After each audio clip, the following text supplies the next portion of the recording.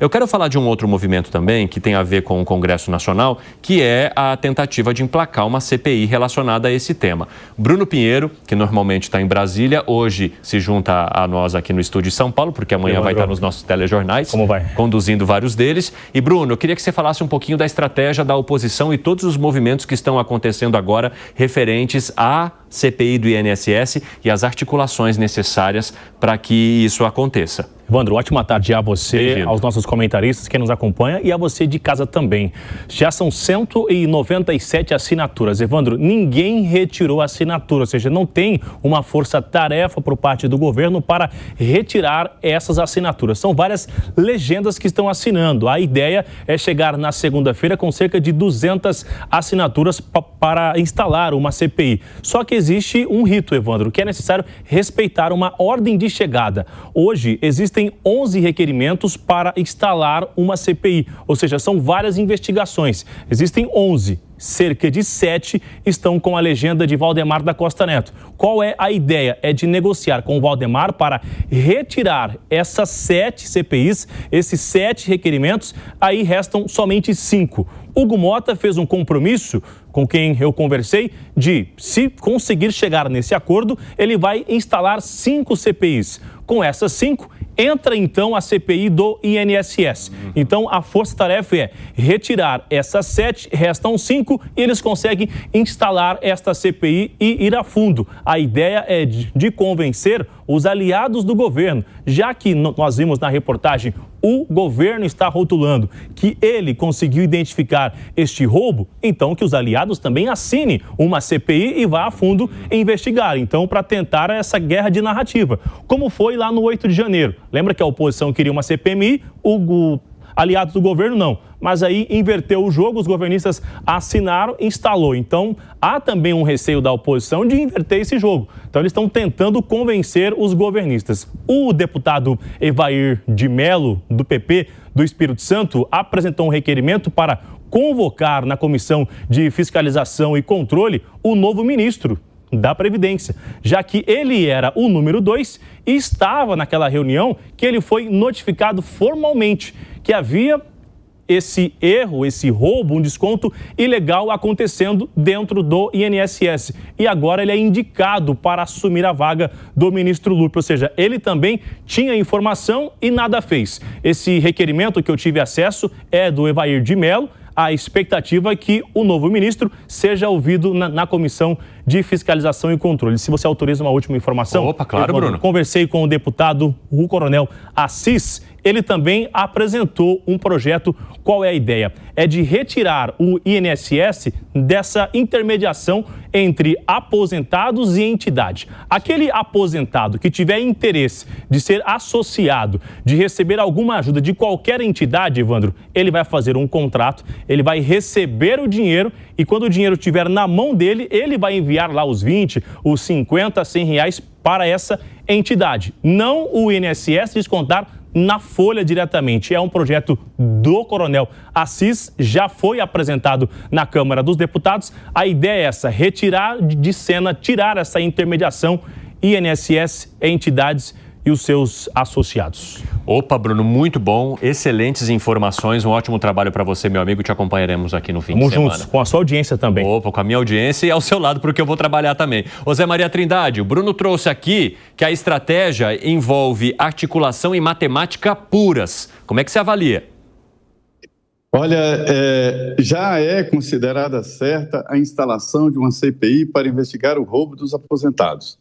Existem 2 estratégias. A primeira é essa aí, de furar a fila. Não só essas 7 do PL, mas é que são CPIs que já perderam o motivo, né? O fato já se foi, o tal fato determinante. Então, elas seriam eliminadas. É que na Câmara tem um artigo lá que limita o número de CPIs a 5, né? Não pode criar mais de 5. E aí, quando inicia a legislatura, os governistas, isso é tradicional, apresentam vários pedidos de CPI para entupir a fila. Mas só que isso ficou conhecido e o PL descobriu.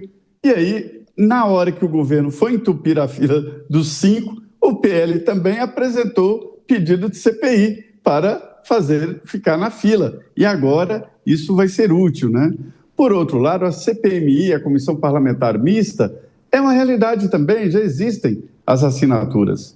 Então, se não for possível instalar na Câmara, vai funcionar uma CPI, ou então duas, uma no Senado, outra na Câmara, e já existem outras ocasiões em que isso aconteceu. Duas CPIs, uma na Câmara e outra no Senado, investigando o mesmo motivo. E mais, a oposição quer ir além dessa história do roubo dos aposentados e passar o Ministério a limpo. Existem outras denúncias, repasse de recursos para ONGs, pagamento de empresas que estão em nome de familiares, de integrantes do Ministério da Previdência e outras investigações. Essa é a realidade. É tão verdade, sim, que eu já vi os líderes governistas ali articulando ocupar a CPI. E não vai conseguir dominar a CPI como dominou outras comissões parlamentares de inquérito, né? Nomeando relator, ou presidente, ou maioria no plenário. O governo vai ter minoria e a CPI vai acontecer. Pode escrever. Fala, Gani. Olha só, essa CPI é muito ruim para o governo. Por quê? Porque quanto mais durar essa CPI, maior vai ser o estrago e vai paralisar o governo, um governo que já está muito fragilizado, Evandro. Então tem uma base parlamentar muito frágil, contaminada pelo Centrão. O PDT desembarca dessa base parlamentar. Tem o problema da inflação que está aí, né? Foi divulgado o IPCA pegando a 5,5% inflação acumulada, crise de segurança pública que, na percepção popular, é acreditada ao governo, e esse escândalo de corrupção. Porque, goste ou não, é justo ou não é justo, estoura agora. E na percepção da população, é claro, essa associação é natural, associa ao governo de turno. Até porque a cifra bilionária aumenta a partir de 2023. E o governo lida muito mal com essa situação. Por quê? Porque coloca no Ministério da Previdência alguém que era o vice, né, que era o secretário executivo do Lupe. Ou seja, que sabia e que demorou, como o Piperno trouxe aqui, que demorou para tomar providência, porque eles foram alertados em junho, só foram tomar providência em março deste ano, ou seja, demorou muito. E além do que, o Volney Queiroz foi um dos signatários de uma medida provisória lá atrás, de um jabuti na medida provisória, para dificultar o recadastramento anual dos descontos em folha. Ou seja, tudo errado. Então o governo age estrategicamente mal e essa CPI vem com tudo e é claro que pode trazer um dano eleitoral para o governo. Piperno, tem 1 minuto para você arrematar o que você estava dizendo. É claro que o dano reputacional existe sim. Só que tem uma coisa. Primeiro, não adianta o governo entrar em campo para tentar barrar a CPI, porque ele não vai conseguir. Segundo, o governo tem que se preparar para a CPI, sim. Até porque há muitos fatos nebulosos lá atrás também e ninguém pode tirar o corpo agora. Então o governo tem que enfrentar que membros, né, desse ministério erraram. Por exemplo, a gente citou aqui os até então titulares do Ministério da Previdência. Eles cometeram um erro gravíssimo, importante.